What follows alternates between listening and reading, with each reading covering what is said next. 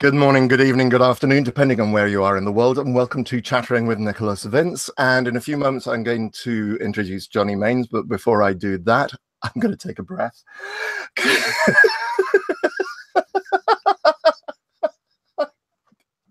Ridiculous. I just wanted to thank everybody who's liked the Facebook page for Chattering with Nicholas Vince or subscribed to the YouTube channel. Thank you very much indeed for that. And you know, the reason why I took May off was to celebrate my birthday. Thank you to everybody who sent me birthday wishes and liked the photograph I put up last night with me and Craig at the theatre. We had a wonderful time at the theatre last night, and the tea was absolutely wonderful. So thank you very much for that. Also, just before I introduce Johnny, is to let people know that one of my guests from last year, L.C. Holt, April 17th is when I had my chattering with him. His film is now close to release. Basically, they got an Indiegogo campaign for the DVDs. That's live. There is a link on the YouTube.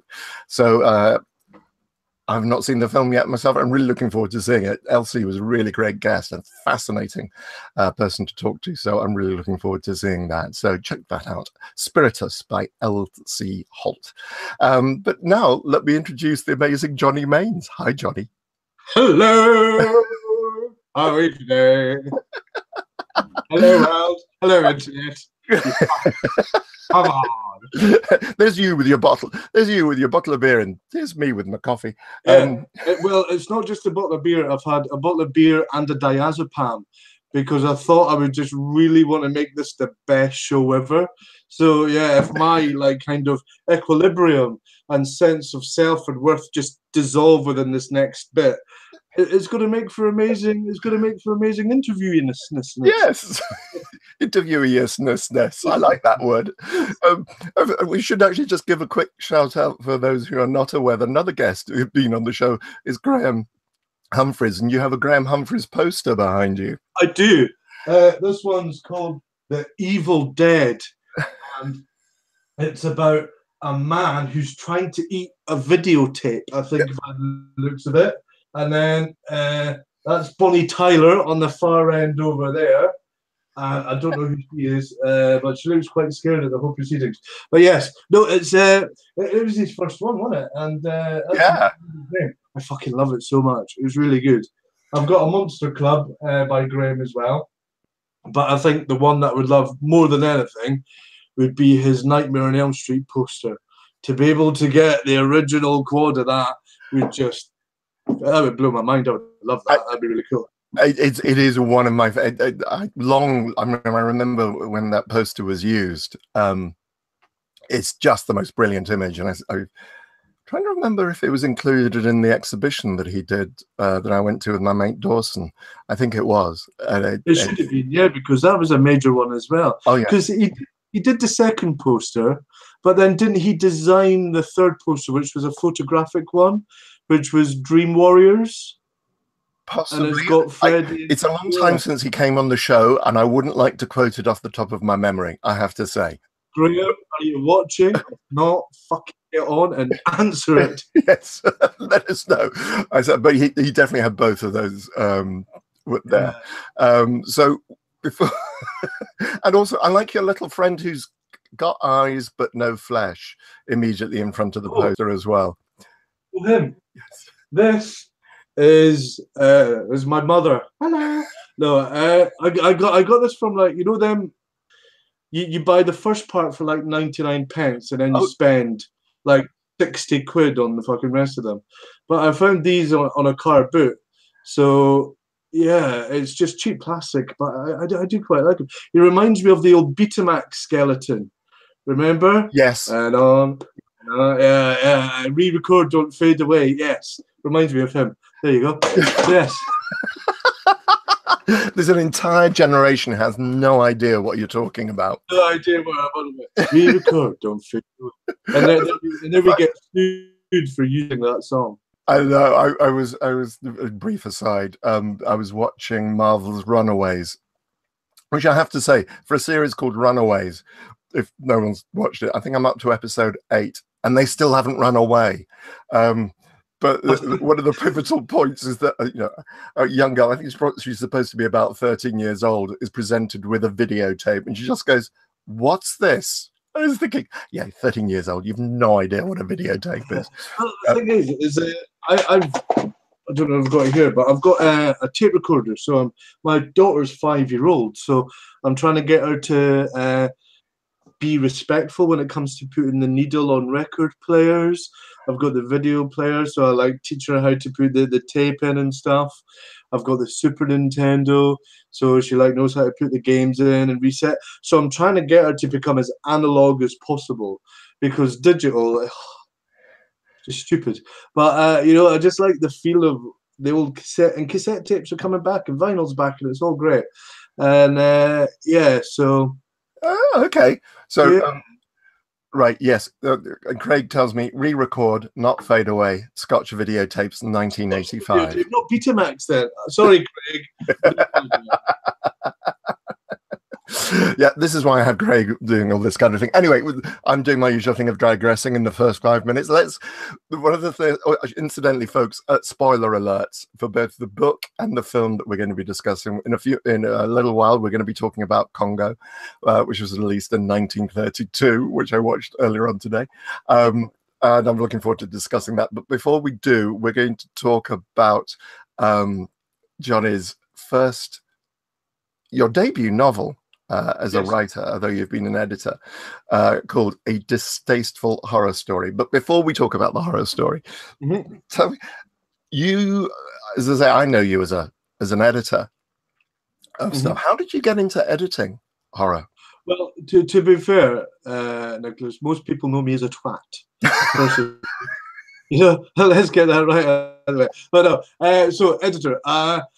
When I was growing up and reading anthologies, I was more interested in the people who put the books together than the people who were writing the stories. If that makes sense. So Mary Danby, who did the Armada ghost books and the horror series, I thought of her as this wizened woman in an old house on the top of the hill, kind of plucking these stories from, magic and then putting them together.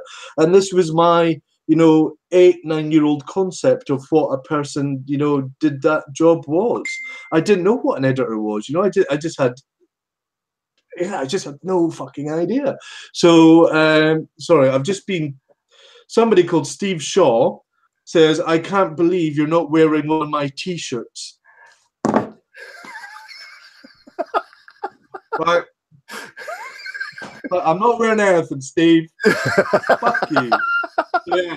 So anyway, so I thought about this old woman on oh man, I feel exposed and vulnerable. I think you could put it back on for all our sake. Yeah. So anyhow, so I really genuinely thought about this. This other world that I didn't know existed. And then when I started kind of realizing what an editor was, I found that the process of what they went through to put books together, to be more fascinating than some of the stories that were in them. So you would have, just take a book on ghost stories. Sometimes you'd have ghosts in haunted houses, or ghosts of dead children, or ghosts of this. And I would always wonder about what order they got the stories in, what order they read them in, and then why they put them in the order that they did. Because sometimes you would get a book that would be perfect from start to finish. Other times you would just get a book where the stories were all higgledy-piggledy, and were looking, he's lost interest already. No, not at all. I was literally hoping that I was hoping you were going to carry on speaking. So anyhow, yes. And the ways the books were put together. Yeah. So I obviously, fell in love with short stories as well. It's not a thing that I've always hated the thing before, but always hated the stories. I'm going to turn my phone off because I'm just getting people banging They're just yeah. Oh, look, I can see you on the internet. This is what must feel like. If people have got comments, go to YouTube, type them in. Craig will feel them. And I would just like to.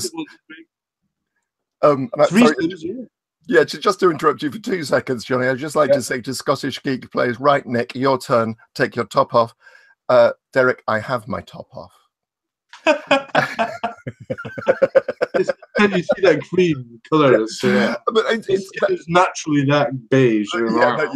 My skin is grey. So anyhow, the process of putting it all together and all that kind of stuff. So I used to put my own imaginary anthologies together. I would tear stories out of books, sacrilege, I know. And then I would kind of get my own favourite stories out of anthologies and then sellotape them up.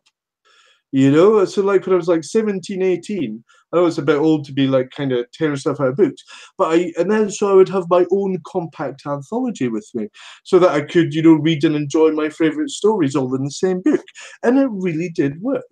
Obviously, with the advent of, the internet, and especially with ABE and eBay, I was able to get access to many books I'd never, kind of read before or picked up before, and managed to amass a bit of my own library.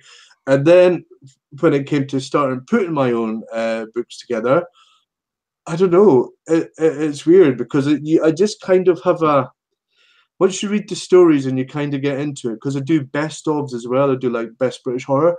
Once you kind of read the stories and you've kind of got them all sorted out, it just for me clicks. And I do my initial list order, and I think 1 time out of 100 I've probably changed that order. I go with my gut on the very first time, and then once the books come out, I'll read the book and I'm like, I think I got it right. And I don't know how. I don't know if it's just some weird, kind of mystical ken that I have, or I just know stories enough and what I'm looking for as an editor to just be able to go, yeah, that fits with that. It's not the same as that one. There is a story that is kind of the same as that. They've both got 2 cats that get killed in it. So one will go at the end of the book, one at the start, and it's just, it's just that kind of thing. It's really interesting because what I was looking away from was to see if I could reach down a collection edited by Peter Haining. All right, yeah. Who I know because it's mentioned in your book. He's mentioned in your book. But again, it's a very similar experience. When I first started reading, I got my library card as I went to the collections of horror stories, and there were these. Peter Haining is the editor I remember. And I didn't look so much for the authors' names. I looked for the editors' name because I thought, these are gonna, this is going to be a good collection of stories if he's put his name to it. And I think, Nicholas, that was always the seal of approval. It's like if you went into a record shop and you liked the Squeeze, you would only look for the Squeeze albums. Squeeze. Same with Peter Haining. If you like, Peter Haining or Michelle Paré or Richard Dolby, Steve Jones, whoever, you always went and found those books first. Sadly, with Peter Haining, an amazing editor most of the time, he kind of made a lot of stuff up as he went as well, and kind of added bits and bobs, and this is all available online. So I'm not, coming up and, being, for people who are interested, just type Peter Haining, it's on Wormwood, Peter Haining Wormwoodania, and go there. And he was quite a naughty boy when he was doing his anthologies. He was making up stories by people who weren't attributed to them, all that kind of stuff. So yeah, I know. I only discovered this within the last 10 years, within the last probably half dozen years or so. I was like, oh no, I'm because he was such a great part of me getting into horror in the first instance. Now I have to say, I have a prop.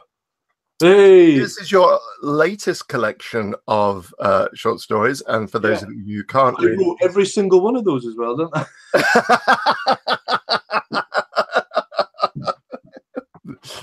yeah. Well, that's a little extreme to go to. And then to pass it off as this is called A Suggestion of Ghosts, Supernatural Fiction by Women, 1854 to 1900.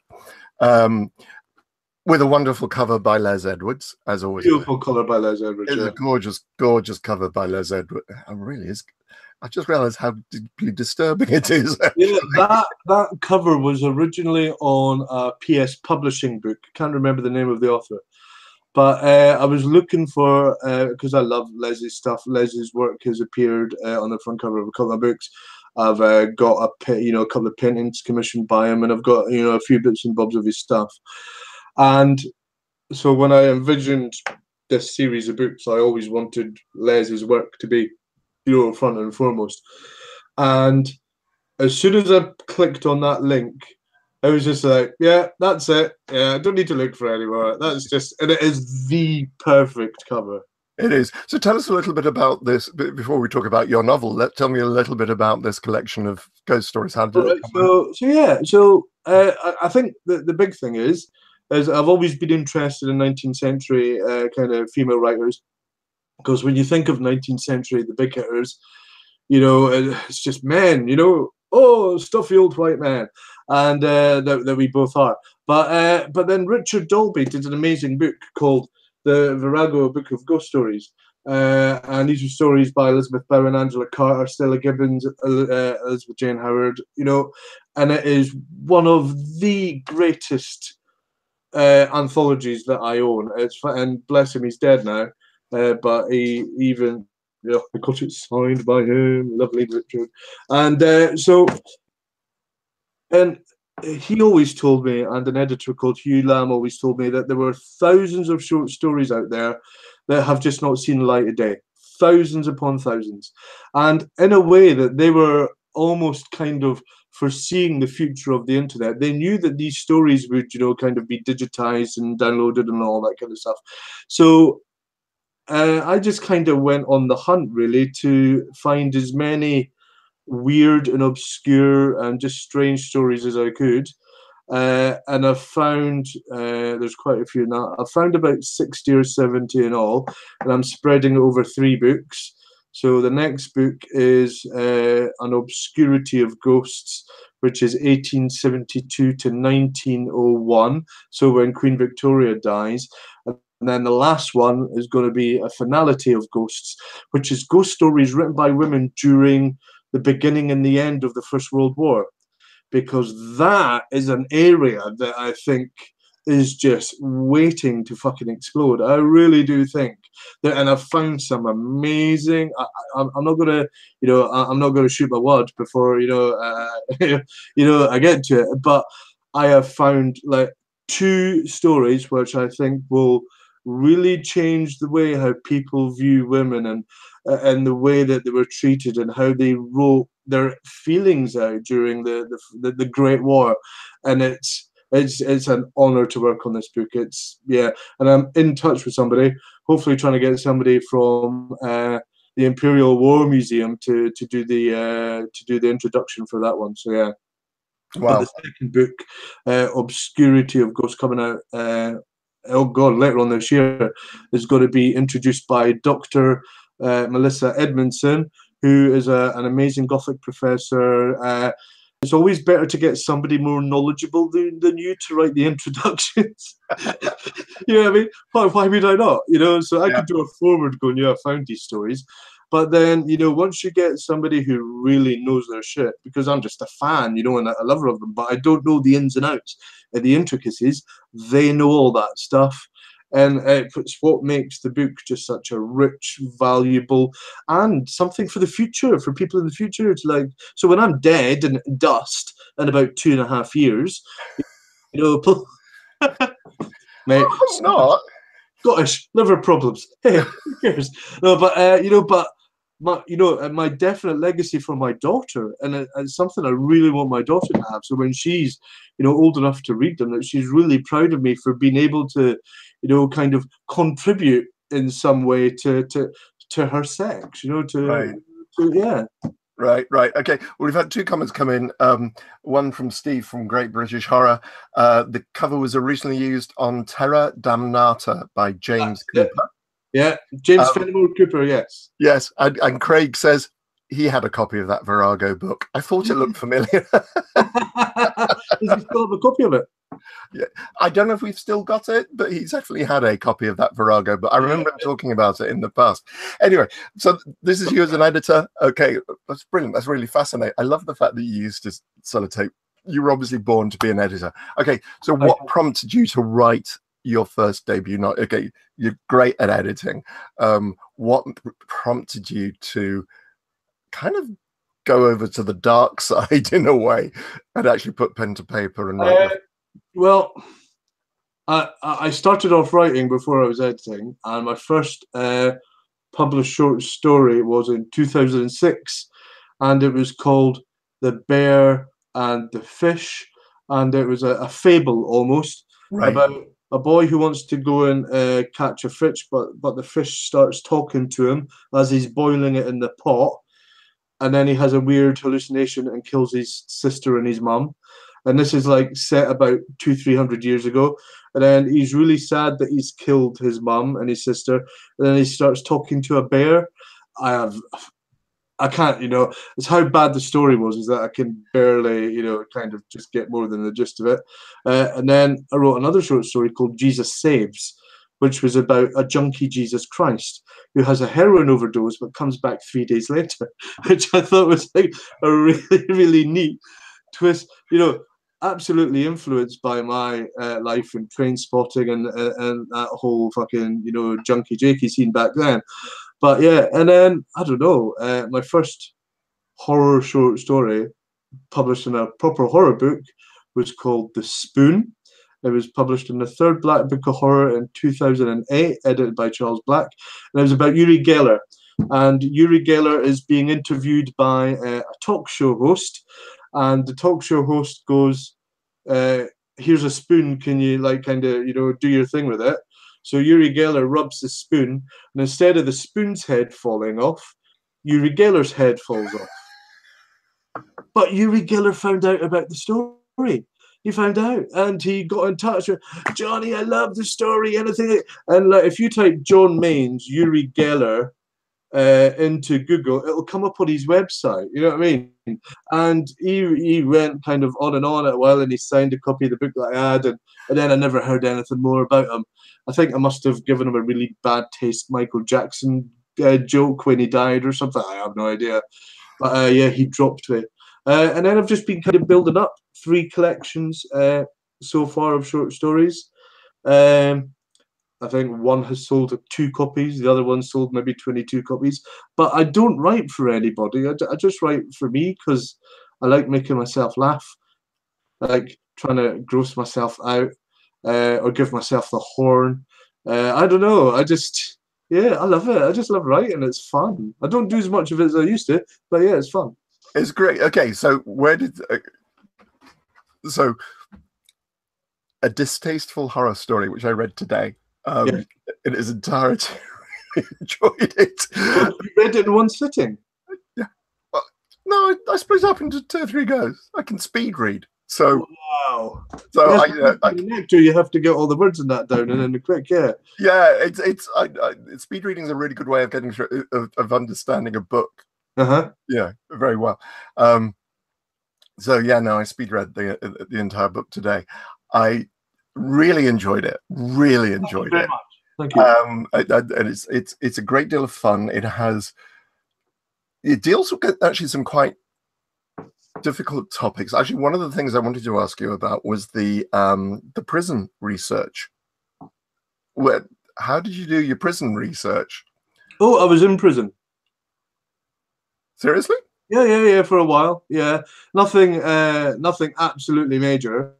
When I was a teenager, I got into a bit of trouble, and it was kind of like going into what I went into a shop with someone, and that someone had a handgun, and there was a confrontation with the shopkeeper. Didn't get anything. ran away, and I went on the run for 10 years. And I was on drugs at the time. I was all fucked up. And then I met my missus, and then in 2008, so I've been on the runs since 2006, until about 2006. I'd been on the run till. With my missus's help, I handed myself into the police. I got given 2 years probation because of the judge saw the probity in my story, and I was one of the very, very rare cases in Scottish court history where I got, yes, I was guilty, and yes, there was no no way that I had not done it, but because I was, because I'd done everything and that I was asked to do through, kind of 2 years probation, all that kind of stuff, that I was found, that I was allowed to leave the court without a punishment, if that kind of makes sense. Right. So yeah, so I'm guilty of the crime, but I don't get punished for it. And my solicitor said he'd never seen anything like that before in his life, and I was just at the start of my writing career then, and yeah, it's been a bit of an open secret. I've never hid it, and a lot of people, a lot of close friends know about it, and it's not something that I'm proud of. I'm very ashamed of the fact that I was involved in that time. I'm a different person to what I am. I'm a dad. I'm still a twat. And I can. I've still got a very, very, very hard edge to myself when I need to have it. But yeah, it is what it is. So prison. So yeah, I was in prison from when I handed myself in until I got the sentencing. So when I was given the 2 years kind of probation, I was in prison over Christmas for about 4 to 6 months, what have you. And I had people, try and intimidate me when I was on the phone. So they'd like come up behind me, like with a, their pencil or a finger, and just like rub it across the back of your neck, like, trying to get their credits off you, get your credits off them for the phone. There was fights over remote controls. So there was one person who was lucky enough to have a remote control with a television, and then you would maybe get 4 or 5 other people who didn't have a remote control, then somebody else would have one, and I was one of the ones that had a remote control, and then somebody tried to attack me because I wouldn't give them the remote control. It was, it's really weird because I'm going to sound really stupid. I was the only person, I was in jail up in Stockton. I was the only person who ordered the Sunday Times. So every Sunday I got a Sunday Times delivered to my cell, so I'm fucking going about with this big, big broadsheet. But it was the only way that I could keep myself sane. And we had a library in the prison that stocked really, really shit books. Terrible, like kind of Barbara Cartland kind of type stuff. And I had pop at the prison director. I've still got the letters and stuff. I'll post a letter to you. I'll show you the letter afterwards. To the prison director saying, look, the library's in a really bad state. I want to get this, kind of sorted out. Can we get more books in? And I won. And I was allowed to get my own books ordered in as well. Because without reading, I would have just lost the fucking plot. And I was in a bad way, I'm just... Yeah, and then I came out, and my missus, who's now my wife, and we've been together for our 10th year anniversary this year, and we've got a 5-year-old child now. So yeah, I would step back into criminality in a second if anybody harmed me or my family. I would not think twice about doing what I needed to do and doing the jail time for it quite easily, because it's my family, man. You just don't fuck with it. But apart from that, I like to think I've changed somewhat. Yeah, so I've done quite a bit of jail research. Did you find it? Did you find it quite realistic? Well, that was one of the reasons I asked the question, not knowing the answers to the question. That's why I love my show, because that's why I like I ask questions not knowing the answer. So I did find it very realistic. I found it very disturbing. your description of what, you know, it's the use of the razor blades in the toothbrush at a particular width.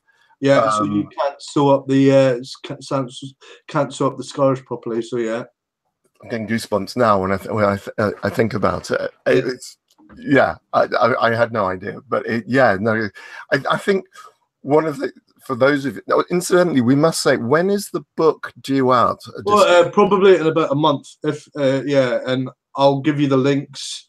I'm just proofing the. I've got one copy, one paperback copy, and I'm proofing it as we speak. So I'm like, fuck, there's a mistake there, and so there's a few errors in that. So, but apart from that, it's done and it's ready to go. And you know, it is what it is.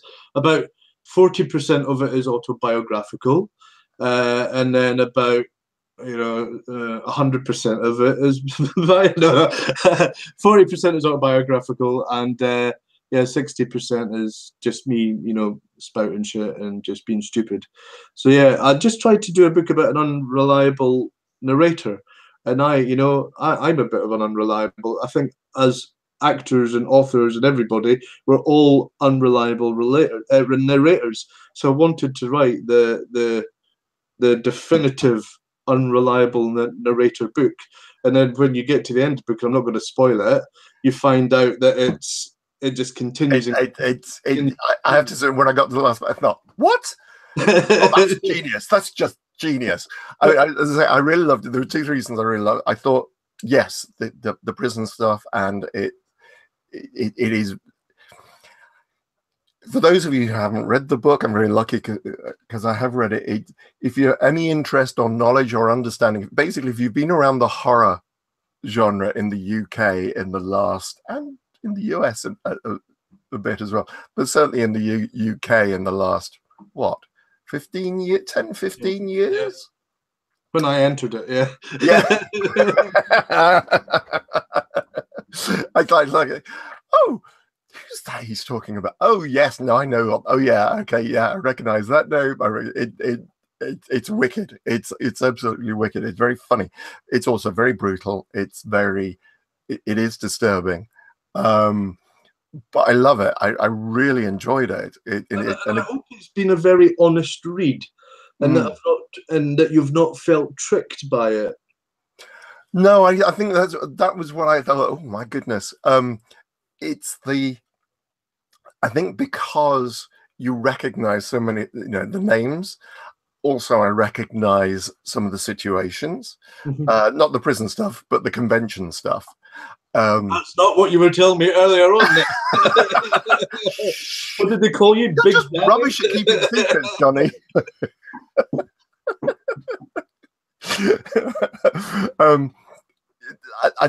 This is why I really enjoyed it, and as I say, I think anybody who's a horror fan is gonna love this book. Anybody who's has been to any of these conventions, I mean, basically, you name drop so many people, they're all going to read it. But the thing about the name dropping is that there's only one person who agreed to have something happen to them in the book. Right. Everybody else that I've name dropped, I've not done anything bad or nasty to. Right. They're just name checked, so I don't get labeled. Yeah. Well,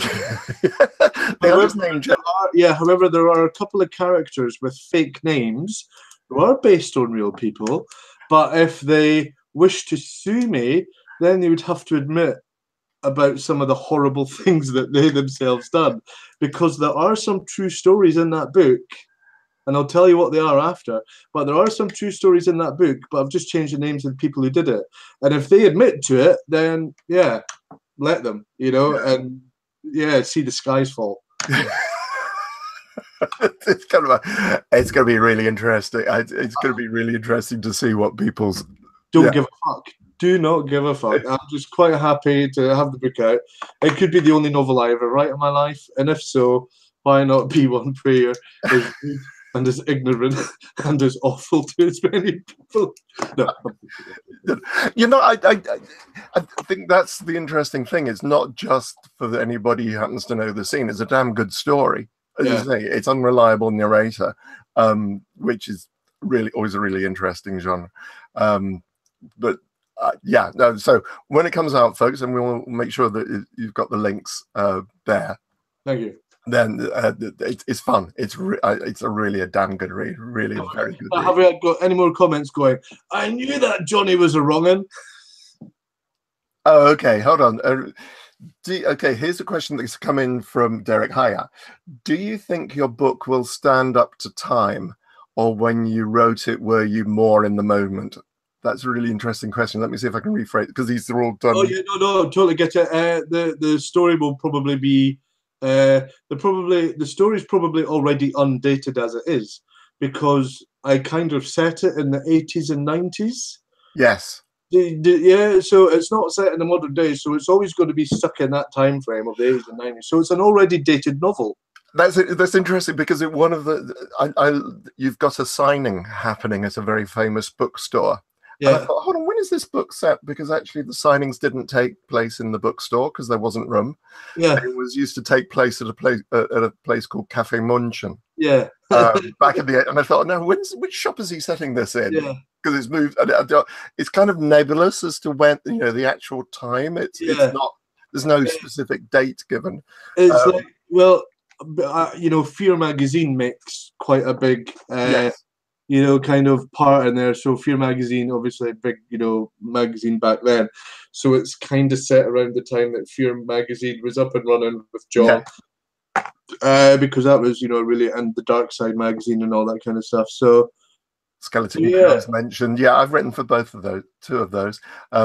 Yeah, and and funnily enough, Derek, Craig and I were at the theatre last night watching Oscar Wilde's An Ideal Husband. And the interesting thing is, both are to each other. Yeah, thank you, absolutely. I very much try. But because it's a political drama written in 1895, I think, off the top of my head. May have the date wrong.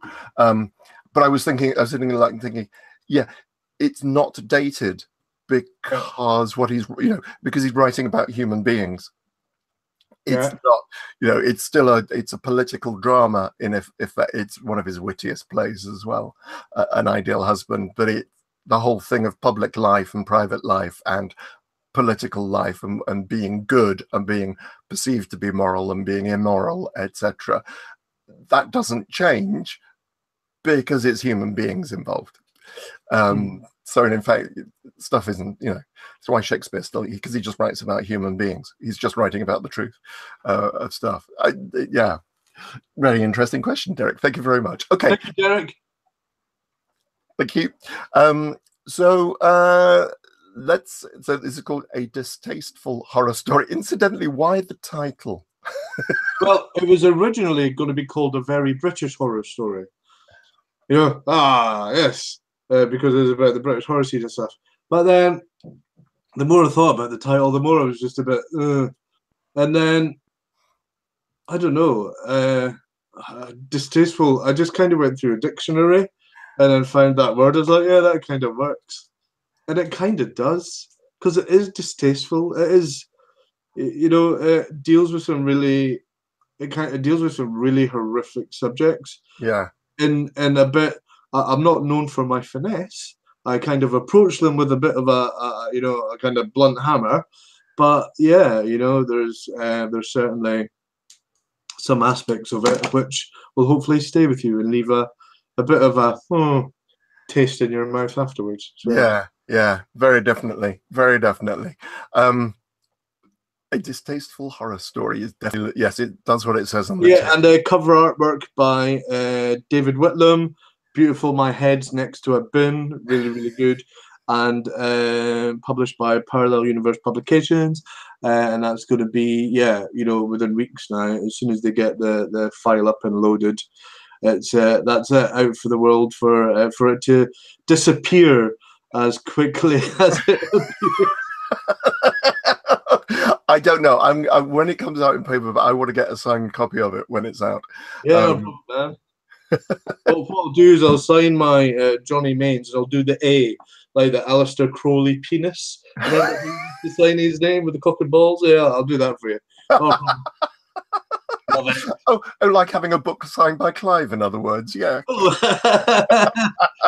do that to every single book. It's very artistic, though. It's very very artistic indeed. Anyway, moving on from penises being signed in the front of books, the film you chose for your hidden horror was Kongo, which you asked me if I'd ever seen it before, and I think when I watched it, thank you for sorting it out for me to be able to watch it. I think I must have seen it before. It looked so familiar. But when did you first see it? I didn't watch it until maybe a year or two ago. It was a very, very new film for me. And I was staggered at how racist it was, because it is a very, very racist, awful film. I was surprised at how shocking it was and how it had no morals to it.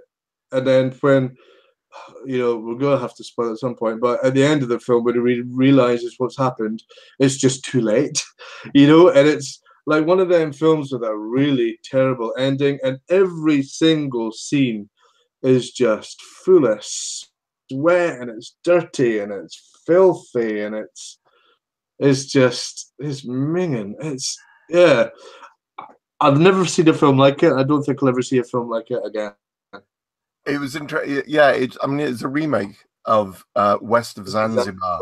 With Lon Chaney, and which had only been made 4 years previously. Yeah. And it's a stage play originally. Yeah. As well. So this was actually on the stage. I mean, without giving too much away, basically, your film. Tell us a little bit, just set up the scene for people to explain, what is the story actually about? Yeah, so there's a guy called Deadlegs who he lives in the Congo, and he does all this magic tricks to make the local tribesmen think that he's some kind of big shot, and it keeps him under control. And he's a paraplegic, he's in a wheelchair, and incidentally, kind of using a disabled person as a villain in that way was, I know that they'd been using disabled people in Freaks in the same year, 1932, and Freaks and Kongo, coincidentally, were both produced by Irving Thalberg of MGM. So, big thing. And Freaks used disabled people, but in a different way. They weren't the villains. It was the real. It was like the normal people almost that were the villains of Freaks, and then with Kongo, it flips it.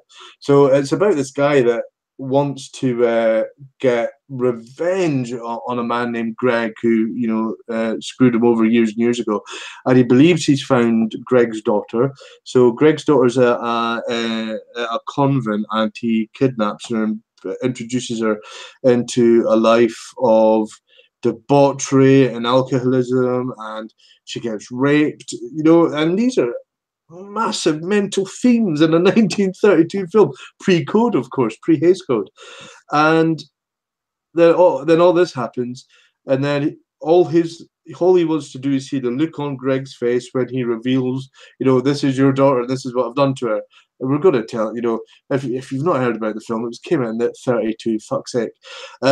The big reveal is that when he reveals Greg is his daughter, Greg goes absolutely hysterical with laughter, because it's not his daughter, it's Deadlegs' daughter. So Deadlegs has been given all of this awful life to his own child. And once he realizes it, and I'll tell you what, Walter Hudson's acting in this film, he's just the horror that dawns on his face when he realizes what he's been doing to his own daughter all this time is just, man, look, goose pimples on my arms just thinking about it.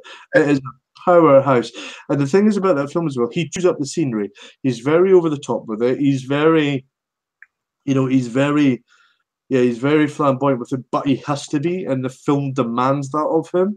Because if you had him just be, kind of small and menacing, it wouldn't come across. But because he's in the wheelchair, almost as if his personality has to make up for the fact that he can't use his legs. And it's just, yeah, the film genuinely makes me feel grimy every time I watch it. It's not a film I enjoy watching. It's not an enjoyable film, but it is a film that demands to be watched and watched just so that you can go, how the fuck was this ever made? I do not understand how this film was made. It's that amazing. It's very interesting. You talk about the style of acting. A lot of it, I think, is the style of acting. It's melodrama. And theatre actors as well. Oh yeah, absolutely. But also, I mean, it's the style of acting. It's the style of the presentation.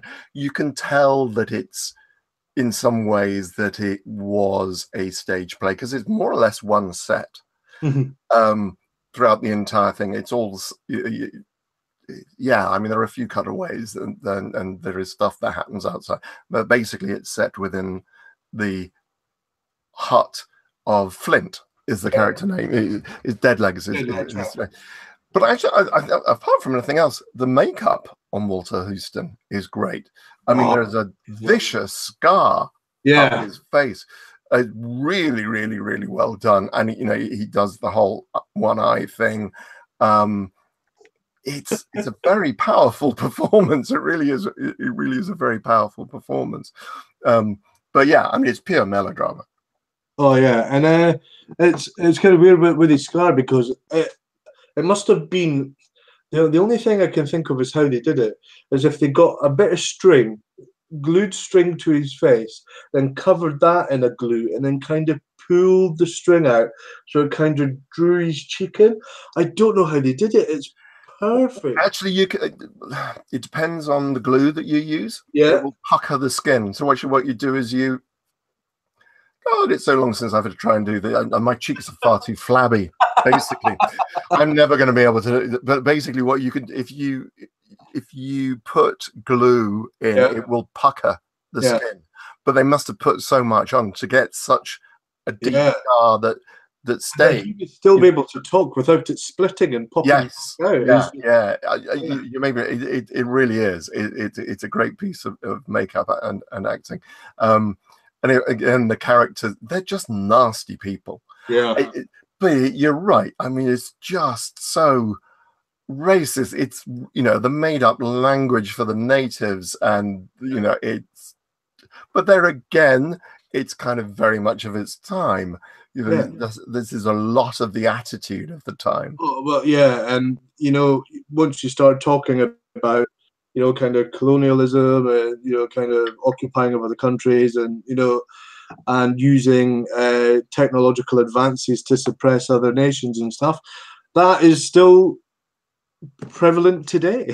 It still doesn't go away. It still happens, and it's almost... There's a very good documentary on Tarzan.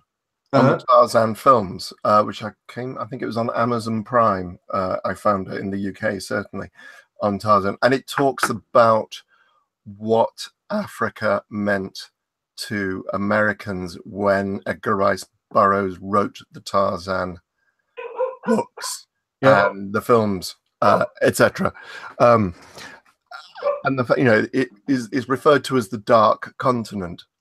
Because it was so little explored, and Americans really didn't know very much about Africa, and so on. So, it's the same kind of thing could be said about the Black Country, Birmingham, and that. Black Country is because of the soot that came from chimneys and all that kind of stuff, and people came home filthy and that, industrialization, the connotations today, if you call it the Black Country, are you, should we be using that word anymore? Should we be saying that anymore? It's very, interesting. Very interesting. We're living in I think we're living in a great time at the moment where people are being held to account for, the kind of racism. Well, unless you're like unless you're the president of America, you can get away with anything. But we're living where a lot of people are being held to account for the racism. But in a strange way, people, especially Americans, and even in Britain, are thinking that it's more and more okay to come out as being racist or right-wing and damn the consequences. And I don't understand that at all. It's fascinating to watch, but absolutely scares the living shit out of me. And I can really see a future where we are, you know, and I think to a degree it's already happening, where we're living in a children of men type, you know, kind of society.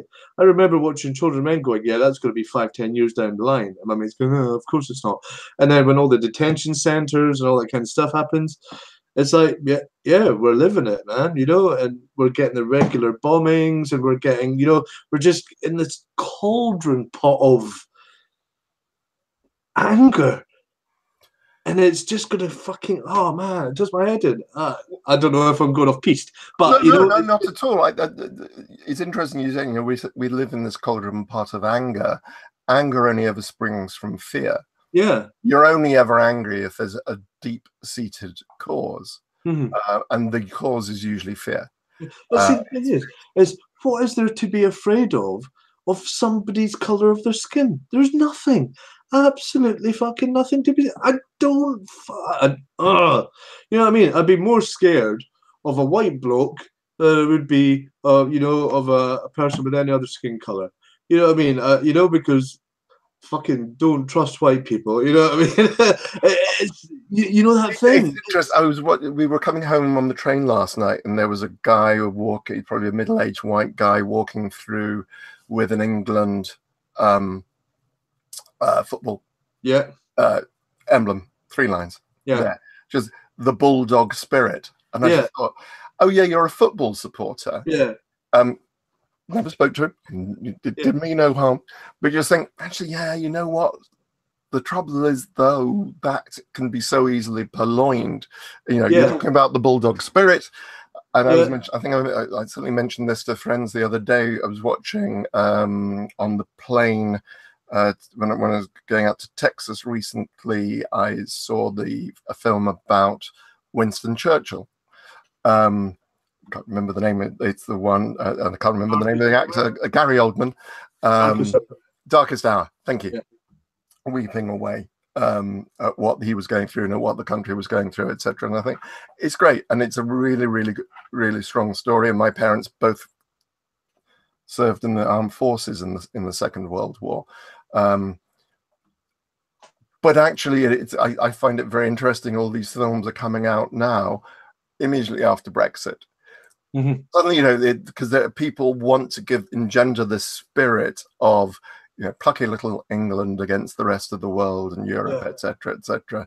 And I think that's great. But as far as I'm concerned, we live on a very small blue planet in an unremarkable corner of the Milky Way. For nothing. Yeah, you know, and you know that you will do anything. And of course, it actually comes down to resources. It will come to, you know, the reason that people fear and other people is because they're scared they're going to take your water, they're going to take your land, they're going to take your food. That's where this stuff comes from. But to be honest, in our society, and I think we really don't need to fear that much. Except then how many of your neighbors do you talk to? How many, you know, do you have a community? You know, all that stuff that we remember growing up and love growing up doesn't exist anymore. And I think that is a massive breeding ground for people to step in, you know, and go, well, you know, do you really know what Mr. X and Mrs. X is doing 4 doors down? Yeah. A few years ago, you fucking would have known. Because you know, and people were brought up in communities. Yeah. We had our neighbours in for one of the birthday parties, but I think only 2 doors either side. Yeah, that's who we really know. Yeah, no, and funny enough, our next door neighbour is great. She's been lived here because she's had a child who goes to school. Yeah. Then of course you get to see more and meet more of the community. Craig and I both go out to work, or I get to walk a dog who's really not good with other dogs, therefore really don't get to speak to people very much because you have to. You know, there's a thing about being patriotic, and being patriotic's good, but there's a difference between patriotism and nationalism, and that's where, you know, nationalists prey on people who are vulnerable and who are scared of things, and you know that's when they just wind it up. And the newspapers certainly don't help by using, you know, kind of very almost anti-English language. Yeah. You know, trying to, you know, stoke that, and I fucking hate it. It's interesting. Yeah.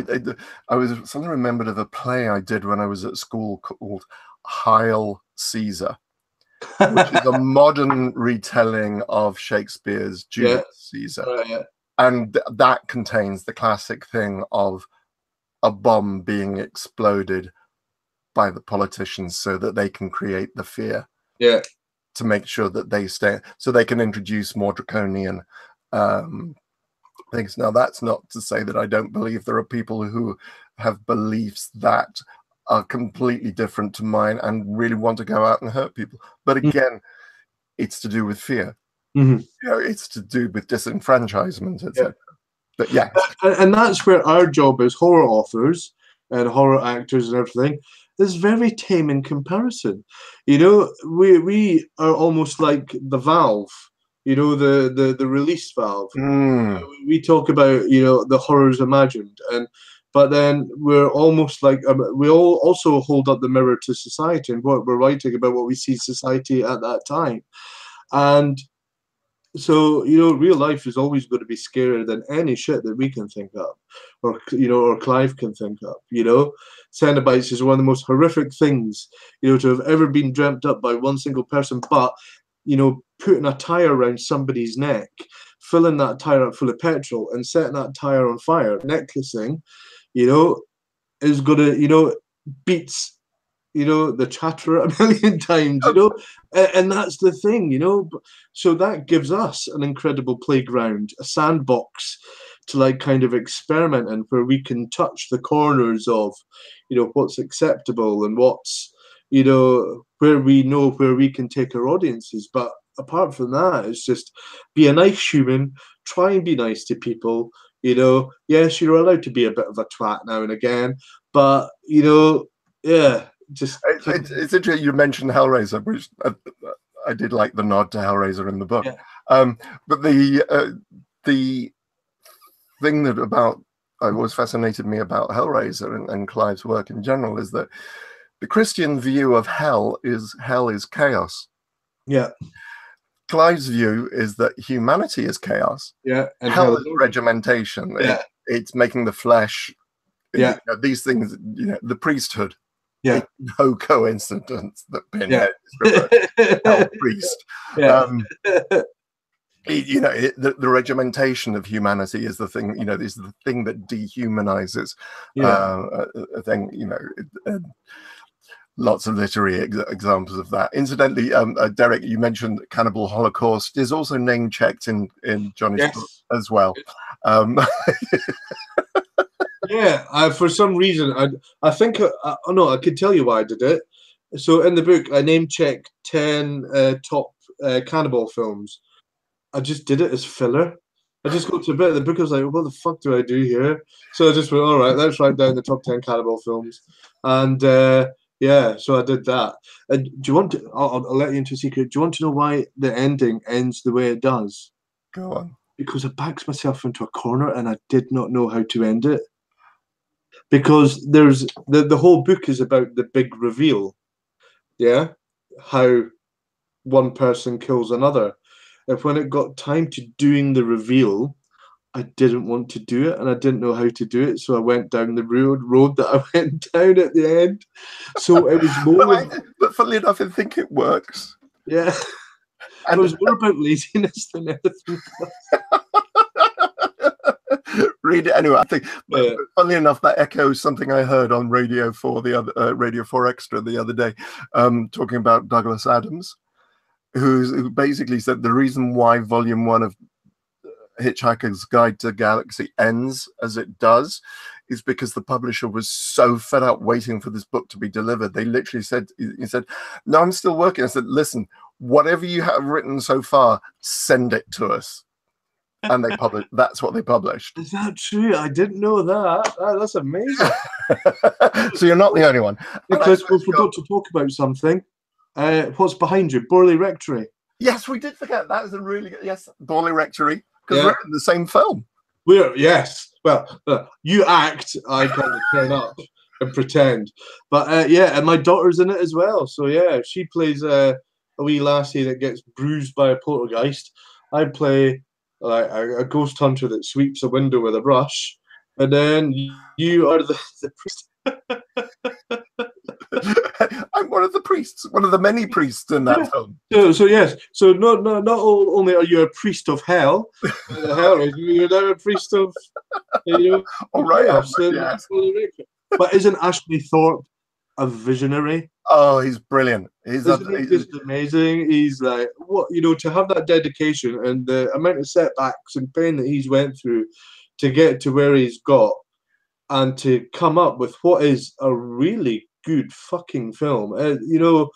No messing about, hand on heart. It's like watching a 1920s film. I mean, I know it's a very Marmite film for some people. I know I've spoken to people who don't like it, but really? That's because they're kind of But then I suspect they're kind of expecting. I don't know what they were expecting. It's not the film that they got. I love it because it takes its time, and you spend a lot of the time looking at the screen, going, "What am I looking? Yeah, what am I looking at? Is there something?" No, and I love that it takes its time. It's and it's a fascinating story. Well, I think it's a very subversive film. It's not, kind of the Conjuring shocks every 2 seconds and all that kind of stuff. It's very gentle and subtle, and it is. I think it's a perfect film. I just want my bloody DVD copy as soon as possible. I just want the DVD, just like, man. So, Barney, when it's got around its festival run. Festivals and stuff. Yeah. We're out of time. No. Oh, man. How many people were watching? 5. I can't tell you because. Okay, cool. All right. Okay, that's the answer to a question. I just needed to check a message at something before I sign off. What happened? No. It's just so I can make sure I get the pronunciation of next week's guest correct. Next week's guest. I'll explain why in a few moments. But yeah, so before we say goodbye, I thank you. So just to let everybody know, this has been amazing, absolutely amazing. Thank you, Johnny. But for those who are going to be, hopefully everyone will join me. Almost like Chegwin when he said he was an alcoholic, wasn't it? That kind of moment on This Morning. The nation was shocked.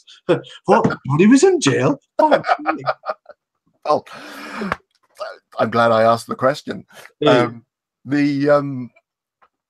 Yes, next week's guest is Jonas Vulture, who is a Swedish filmmaker. And I wanted to make so he says vulture, the bird. Jonas Vulture. Jonas Vulture. Vulture. So with my best Swedish accent, Jonas, I'm really sorry. I've probably got this entirely wrong. But Jonas is going to be chatting to me about his hidden horror next week. And some of his work. But Johnny, thank you so very much. So just to remind people, the name of your book is My Life as Bruce Lee's Bitch. A Distasteful Horror Story. A Distasteful Horror Story. And then there's a suggestion of ghosts, my anthology, and the hidden horror was Kongo 1932. If you're after a copy of it, get in touch with me through Nicholas, and I will sort you out. It's fascinating. It's right. I just heard Craig laugh at your suggestion for the name for your book with that slight delay because he understands. Next week I shall be back talking to Jonas. This has been Chatting with Nicholas Vince. I've been chatting with Johnny Mains. Thank you very much indeed for watching, folks, and hopefully you see some of you. He's taking his clothes off again.